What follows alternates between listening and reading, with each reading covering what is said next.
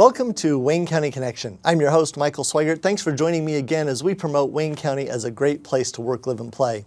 Each month, we highlight a different individual and the agencies that they represent that are doing their part to make Wayne County a great place to work, live, and play. And we encourage you to get connected and do your part as well. As a community, we're all stronger together. And you can start at our website, waynet.org/cc. There you can find more information about today's program, past programs, and importantly, how to share it with people who may not be catching it on the broadcast or know about the fact that the program is now available on demand on various social media platforms. We encourage you to share that, especially with people who are outside of Wayne County, to encourage them to get connected, to find out why Wayne County is a great place to work, live, and play. Thanks for joining me this month. I hope you get started and make your connection. Also check out the calendar at waynet.org for information about what's going on in and around our community. As this program airs initially, we are right in the midst of the holiday season, and there are lots of ways for you to get connected. We know that people are always looking at this time of year, especially to find ways to serve others, and there are a lot of opportunities in our communities where you can bring your talents, your time, your energy, and your money to various agencies and organizations that are serving others in our community, and we encourage you to do your part to get connected and do that as well. Thanks for watching again today, and help me welcome to the show. Today we have two guests from Richmond Community Schools. We have Bridget Hazelbaker, who is the Communications Coordinator, and Billy Wright, who is the Director of Student Support Services, and we're going to be finding out more about Students with a Purpose today at Richmond Community Schools. Thanks for joining us today. Thank you for having us. Thank you. Happy to be here. Hey, great. And as usual, I join, even though your faces may be familiar or even your names may be familiar to our viewers, I would like to start by asking you to tell us a little bit more about yourself. Bridget, we'll start with you. Well, I'm Bridget Hazelbaker. I'm the Communications Coordinator here at Richmond Community Schools, and I've been with the district for 12 years. I'm a mom. I have 3 adult children. I also have a first grader, and I'm from Richmond originally. Billy and I went to high school together. I graduated in '92, and then I moved away for a little bit and came back to Richmond to raise our family. So I oversee a lot of different marketing and communication aspects of the district. Okay. And Billy Wright. Yes, Billy Wright, Director of Student Support Services. This is my second year in the role. Happy to be home. Born and raised in Richmond, Indiana. Went away to Illinois, Bradley University for school. Came back and started teaching and coaching in Indianapolis public school system, Wayne Township and Pike Township. Had a 12-year stint in the collegiate athletics, college coaching, and then obviously when my brother was named the superintendent, it was a great timing for me and my family. I have a wife and a young son. He's 8 years old. He attends Charles. My wife Monica she teaches at Charles. So it's just a perfect timing for us as a family to return home, and looking at the landscape of Wayne County, specifically Richmond Community Schools, there was a need for such a program as Students with Purpose, the mentoring and leadership program. So happy to be here and ready to get back to work. Well, I love your stories. Both of you have the same story. You're from Richmond originally, left, got some experience otherwise, and learned or experienced that the grass is not always greener on the other side. Even though the opportunities are great, there are some great green grass here in Wayne County, and you're back to do your part to help encourage and foster that in Richmond Community Schools in particular. Bridget, for those who may not know, when we think of school systems, we think of classrooms and, K through 12 education and so forth, but there's so much more going on in Richmond Community Schools, and I'm going to ask you to just briefly break that down for us before we get into the details of this program. Of course. Well, Richmond Community Schools consists of 11 schoolhouses. So we have 6 elementary schools, preschool through 4th grade. And then we also have Test Intermediate School, which is 5th and 6th grade. Dennis Middle School is 7th and 8th grade. And then Hibbard Program Building, they have students 3rd grade through 8th grade. And then, of course, the high school is 9th through 12th grade.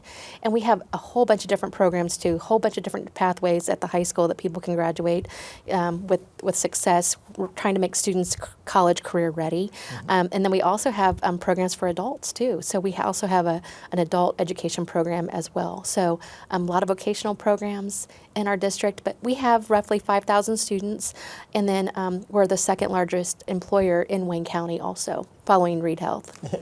With so many different schools and so many different students to provide programs and services for, that would be important. Do you have information you'd like to share about the statistics and the success rates of the schools? Our success rate has been over the top recently. Well, I would say probably the last 5-6 years. Graduation rate over 98%. We're doing a great job with our students.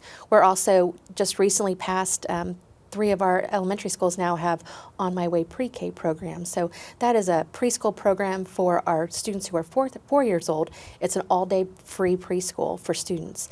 So a lot of parents and guardians are taking great advantage of that program, and those students are showing great success when they enter into kindergarten. Yeah, we've seen recently a lot of movement for Every Child Can Read and making sure that literacy skills are promoted through all demographics and really to prepare students for getting into school. The importance of being able to read, especially in today's culture, cannot be overestimated or under promoted or backwards. I'll get that right. Demonstrating some literacy skills there. Anyway, so we want to make sure that our children are ready for those programs, and that's a good opportunity. And you talked also, you said college career ready, and so there's a kind of a dual track there. It's not just everybody go to college, get a 4-year degree, and then go on from that, because there are a lot of careers that don't require that 4-year degree that are still critical to the function of our society. Well, and we even have a new pathway that we're going to be announcing soon at Richmond High School. There's going to be a new pathway for civil arts. So students that may want to do music or drama or I can't think of another one, but anyway, in the arts field, that students can even take that pathway to move on through high school, and so we can help give them some of those tools to help with that. That's interesting. I was just reading a biography of one of my favorite actors who was defending his choice to have never gone to college, and he, I started working in the field before as I was a teenager, and so. I just perfected that craft. It wasn't necessary for me to get that degree to perfect that craft. Well, and just here in Wayne County, the different partnerships that we have with the arts, I mean, the Richmond Art Museum, Civic Theater, Shakespeare Festival, I mean, you name it. Richmond has such a huge support, even with the symphony. I mean, you name it. The community's there to support our students. And again, it's like, what can we do to help support each other? And we're really finding those partnerships here in Wayne County. And one of the things I like to promote on this program is building on our success, our foundation of our past. With that program, you're building on the foundation of the birthplace of recorded jazz and the Jeanette records and so forth. So and the first high school orchestra. Oh, yeah. So those are all great stepping stones to get you to where you are and moving into the future with this new program. We'll be excited to hear more about that. Maybe we'll bring you back to the program to talk more about that at some other time. I look forward to that too. But right now I want to change the focus over here to Billy and talk about Students with Purpose. This is a new student mentoring program that is coming out, and you said you saw a need and you're running with that. So can you tell us a little bit about the big picture of what that is, and then we'll get into the specifics of how that's going to work. Yeah, absolutely. I think credit the board for seeing the need and putting the pieces together, and the leadership team to kind of execute their vision. And the mentoring piece, mentoring means a lot of different things. So it depends on who you ask. Sure. For us and for me specifically, my passion is the greatest gift you can give a child is your time. And mentoring for us in this particular situation, in this particular program, is curriculum-based. It's spending time with kids. It's having those conversations with kids. It's listening to kids. Who's listening to the kids these days?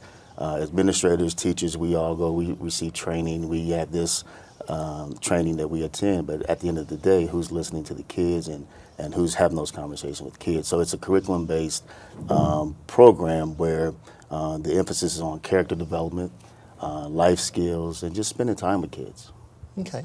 We've talked a lot of times on this program and a lot in the culture about the needs for the basic needs to be met so that the academic achievement can be achieved, can be realized.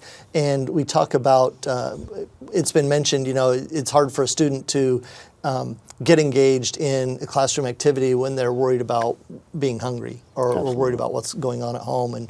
And once we get some of those needs met, then we're still not ready for 100% participation in the academic curriculum because there are other perhaps personal issues or interpersonal issues that are going on. And so the mentoring program is going to not necessarily be a tutoring program, but something to help support the student so that they can have better success in the academic program. And it evolves into all-in-one. You know, Okay. a student might be struggling with academics, so you can have those conversations about the importance of academics. We have an entire lesson on basic skills, skill development, organization, accountability, the importance of your academics. So those are all byproducts of the program. And right now, we have the program up and running at Dennis Middle School.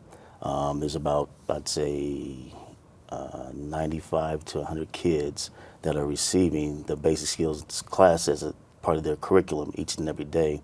So we have a teacher who implements the mentoring program, and I think from that point, the Richmond High School has the basic skills and development as well. So there's another 50 kids that are receiving every day those lessons, those life lessons that are important to not only their academic development, but their social development in the communities. And you talked, when you started this, about the overview of the mentoring program is to develop those life skills and so forth.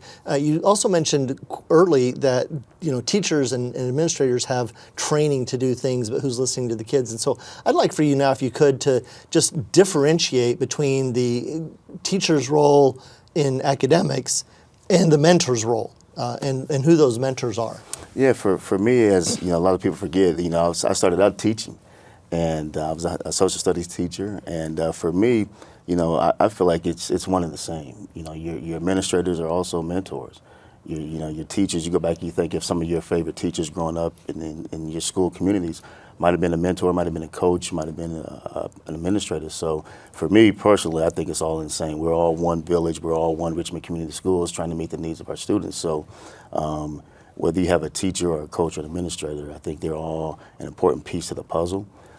We've branched out to the community, our community partners. I couldn't be thankful enough for members of the Boys and Girls Club, Alicia Payne and her staff, the YMCA, Misty Hollis and her staff have partnered with us and have embraced the curriculum. So the kids who aren't able to receive it during the school day, the message, the lessons, the attention, the time, their after school programs, whether it's Y Care or whether they're at the Boys and Girls Club, they're able to have those resources and those topics and those conversations because those staff members have been trained through me and Richmond Community Schools to implement the mentoring program as well. So are mentors only those people that are already on staff at one of these agencies? No, not necessarily. Obviously, the process is if you're already a licensed teacher in Richmond Community Schools, you come through the training with me. Background check is already on file in HR department. Community members, if you want to be a part of it, give us a call. If you want to volunteer your time, you know, the more the merrier. Just have a session with me, a training session. Clear the background check. That's always important. Every volunteer mentor that works with us from the community goes through the training and the background check. So it's a very simple process. We just want to gauge your sincerity and your heart, that you're really in it for the kids and willing to sacrifice some of your time. I want to come back to that in just a minute about getting it, the community members, but I want to make an appeal directly to our viewers right now. If you are interested in what you're hearing so far, I encourage you to follow up more. Contact Bridget or Billy through the Richmond Community Schools. We'll get those numbers up on screen there for you to do that. And also visit our website to get connected and find out more about how you can share your time, your talents, and your energy with the youth in Richmond Community Schools. And we're going to talk a little bit more about what's involved with that and about ways to bring that to other area schools as well in the future. But I wanted to make that appeal and give people a chance to do that. And Bridget, since you're the communications coordinator, I'm going to ask you to tell other channels that are available to people to get connected with the Richmond Community Schools. Wow, we have so many community partners. Communities and schools is just one avenue that people have that would like to give. Some people say, listen, I don't have the time, but I have the heart, I want to give. What can I do to help? Communities and schools helps an assortment of, you know, books, food, classes, shoes, you name it. And then Boys and Girls Club, those partners are also helping with everything we can too in the district. We also look at the YMCA. I mean, another strong partner that we have, Centerstone Meridian Health Services. Those we all have, the amount of partners people don't understand from when we were in school how different it is now. Just again, everyone keeps saying it takes a village, but it has. It's really taken a village. And we're trying to figure out, what some students can go through high school very easily. Like when I ask you, I'm going to ask you a question. So I'm going to ask you a question. Why did you graduate high school? Why did I graduate high school? Why did you graduate high school? It was the path, and I was really good at math and chemistry. Well, and was it more expected? I mean, did you have... I didn't think of anything else. Right. So some of our students, though, in today's society and throughout Wayne County, they don't have that. They don't have maybe some of those champions in their homes that expect it, oh, why would I graduate high school? Or why would I move on to college or to a career when, that's just not expected of me? So it's up to the community and the partners that we have to help cheer on those kids and those students and to make them champions. So, I mean, I ask, and some people, when I ask people that question too, they can say, well, Bridget, I didn't graduate high school. I'm like, tell me your story. What happened? Either, someone may have been expecting or gone off to the service, but just to hear their story. And we just really want to see what kind of safety nets we can have to help students become successful. And we just had on a previous program, the NATCO Empowerment Community Center, and talking about the Bridges Out of Poverty model and about the different mindsets that are engaged in different economic classes of groups of people and how those affect their immediate and long-term success in life. And by success, we mean a sense of satisfaction and not being struggling with just the basic needs of life on a daily basis. It's talked about bridges out of poverty, but getting to the point where concern about the basic needs, food, clothing, and shelter, are not critical anymore. They're just something that happens as a course of daily routine. And then they can get to those bigger expectations of how can I give back to the community? How can I support my, children or my aging parents in their needs as well? I sat through one of their poverty simulations just last month and as a volunteer, and it was just eye-opening to see the transportation, what kind of transportation it has for families to get places, or those unexpected, bills or fines or fees that come up to families. So it was very learning opportunity for me.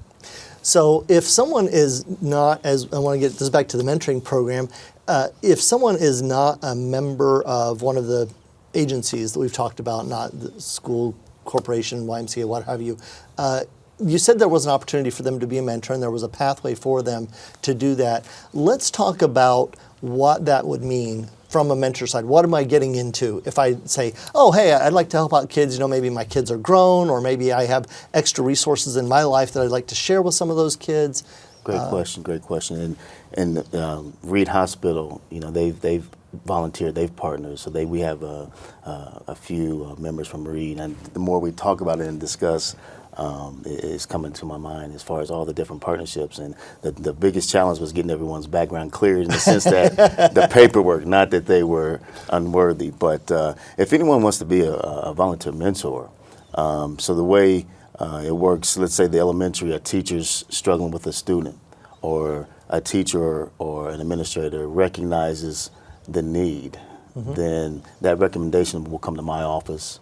And then from there, I would reach out to a volunteer that's on my list. It's kind of like my dream team, my roster. And the people in the community have been wonderful.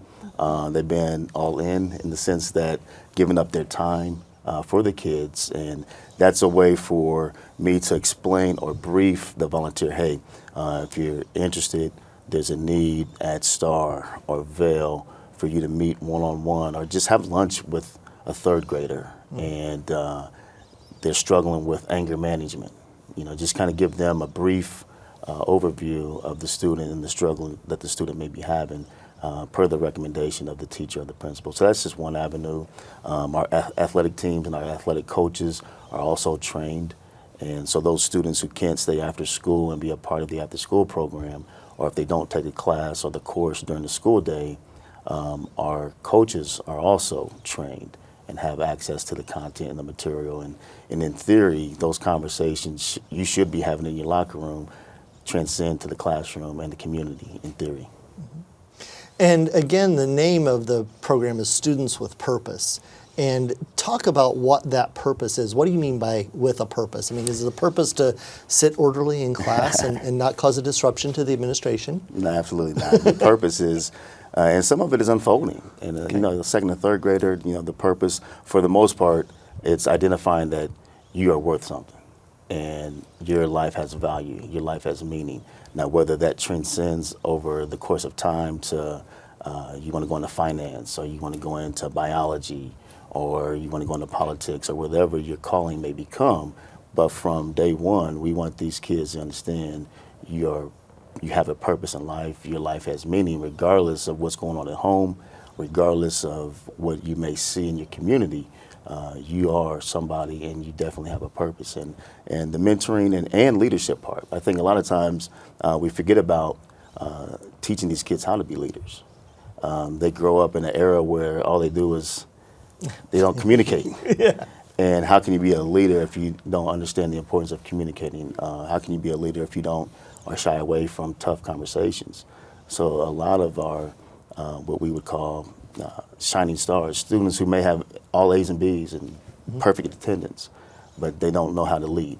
They shy away from those tough conversations. So my lesson on accountability with a second or third grader might be different from a 10th or 11th grader. Sure. Teaching teaching them how to hold people accountable. Right. There's a skill and art to that as well, especially if you want to be your own boss someday. Yeah, absolutely. And our culture has really kind of programmed us, especially over the last few years, to do a lot of drive-by, shout it out, get my opinion out there, and then run away. Don't care what anybody else says.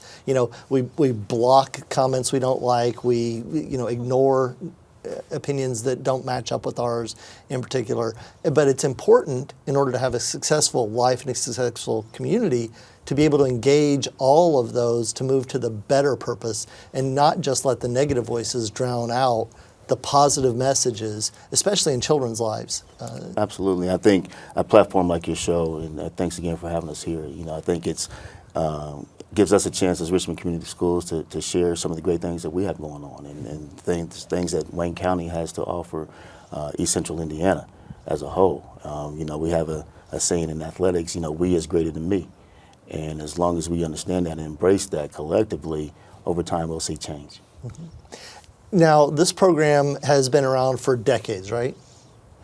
This specific program, I would say the author and the founder, Roy K. Dobbs.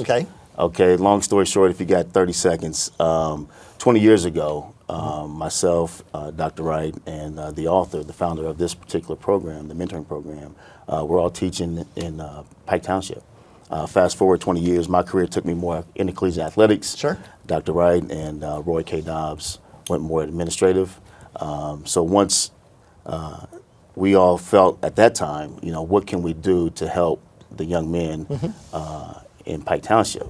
Okay. And so it began with young men of purpose, and then it branched out to students with purpose, and he even has a branch for young women of purpose. So just those conversations that we need to have with our kids, with our students, our young people. And so from there, when Dr. Wright was in the board, and then obviously felt there was a need, students with a purpose, and it's all inclusive as far as anyone's welcome.